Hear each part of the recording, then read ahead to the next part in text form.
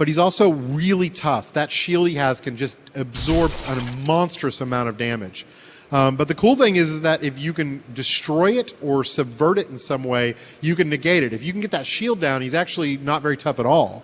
So he tends to accompany ranged units or casters where, those guys will just be pumping mad damage past you, past those shield bearers, and you've got to deal with these guys up front. But the cool thing is if you can do something like shield, like stun them, or, otherwise, horrify them, if you do like a fear skill, that shield drops, and then you just one-shot them and they're gone. So really cool creature that is really fun to play against. So the next slide is talks about better role-playing game. So this is kind of our last big kind of thing that we're talking about today, and one of the things we really wanted to focus on with the Diablo series. So the idea was we really wanted to improve the story, make a better story, but not lose the feeling that Diablo 1 and Diablo 2 had, and other games that we've made, like World of Warcraft have, where the story is kind of an opt-in. If you are not interested in the story, we're not going to subject you to like giant dialogue trees or, mountains of text. You can go up, tap your quest giver and get going and, have a great time. But if you are interested in the story, then it's there for you. We wanted to really improve the feeling that as you move through the world has a focus. There's a lot going on in it. It's not just kind of a container for monsters. So bring the world to life, bring, NPC interaction and cool events, really cool quests. We've learned a lot since making Diablo 2 about quest design and about story, and we're trying to put all those things into Diablo 3. So, and one of the ways we're going to accomplish that is through a new system that we call Adventures. Adventures are really an expansion on a lot of the randomness from Diablo 1 and Diablo 2. And what they allow us to do is place a scripted event almost anywhere in the game world. So this example is, as it's kind of flipping through, it's kind of showing a bunch of different examples. This could be a particular area in the outdoor world that you could come across. And, one of the times you could go there, it could be an old abandoned house that you could explore. Maybe there's something in it. There could be, crazy undead guys who have infested the house, and maybe a story about the family that used to live there. You could come across a clearing where an evil cult is doing a summoning ritual and pulling some kind of crazy demon out. A caravan that needs protecting. Maybe they need you to cover them for a short period of time while a bunch of enemies come in, or maybe they need you to help them reach the nearest town. It could be an enemy camp with a boss in it. It also could just be a clearing. There could be, just some randomly placed monsters there, and so that the idea is that every time you go through the game, we want you to see something a little different, or in a different place, a different combination. So it keeps that kind of random nature of the game that makes it so replayable and so fun to just keep coming back to.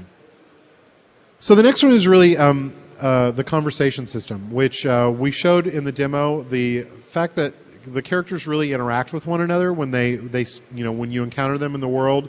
You get to see both, as we have here, Deckard Cain and the Barbarian interact. The Barbarian has a voice.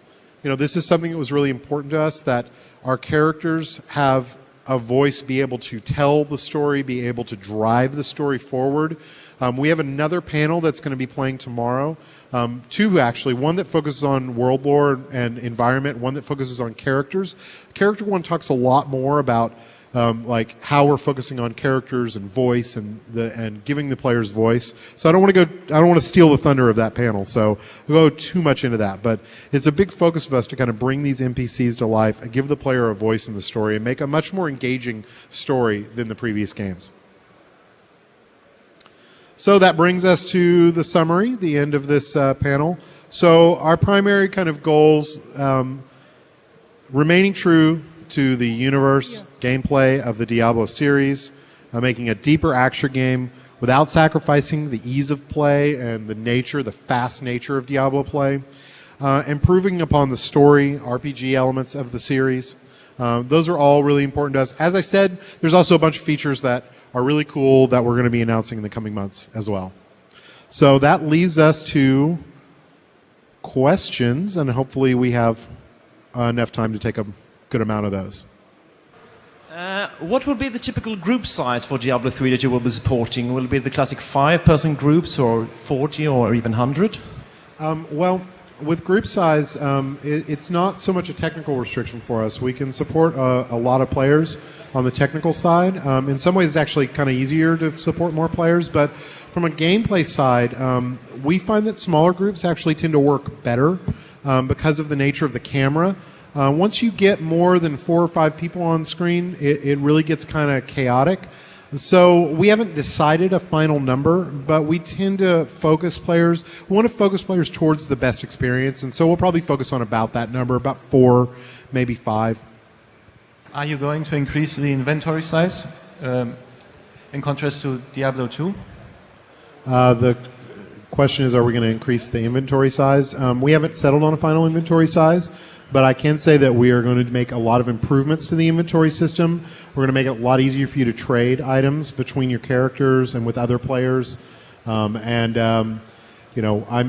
far as inventory size, we'll probably pick whatever is most appropriate for kind of gameplay, but we haven't settled on kind of a final size. Inventory doesn't work exactly the same as Diablo 2. We're not using the kind of grid. We're doing a one-off inventory, so it's hard to even compare the sizes. First, thank you for the videos. They were just awesome. Yeah. Thank you. I just wanted to know if you had any thought on that. If you wanted to attract Diablo 2 players, maybe, or, well, World of Warcraft players, or, well, people that play Diablo 2, then World of Warcraft, or just all of them? So if I understand the question correctly, are we trying to specifically attract Diablo 2 versus World of Warcraft players, or both? Yeah. Well, do you have a particular? As you said. Okay. Not really. I mean, we want to make a game for Diablo players and people who love Diablo. We think Diablo is a great game. It certainly is. Was usually successful, so we don't worry about it finding an audience. As far as World of Warcraft players, we don't really worry about World of Warcraft either. We think it'll do just great, and continue to do wonderful. We're World of Warcraft players as well as Diablo players. We think there's plenty of room for both. So no, we don't have any particular intent to get one versus the other. We just try to make a great game. Will the 7 classes be kept?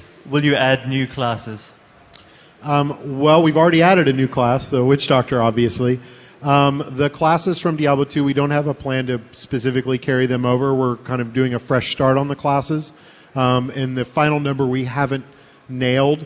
We want to support a large number of classes, do several classes, but we haven't figured out exactly how many that's going to be yet. But we're not going to specifically try and bring back all the 7 classes from Diablo 2. It's not really a goal for us right now. While watching the introduction video, it seemed like the Barbarian's mana sphere was green. Are you gonna implement some sort of energy or rage system for different sort of classes, or all mana? We're really interested in exploring kind of some alternate gameplay systems for some of the other classes, but we don't have any specific plans at this time. The hardcore modus, your deeds will be remembered. Do you plan to integrate this also in Diablo 3? Sorry, I don't understand the version where you play, once you die, your character is dead. Oh, and stays dead. hardcore Yeah. mode. Oh, okay. I'm sorry about that. We haven't actually decided whether we're going to do a hardcore mode or not. I don't see why we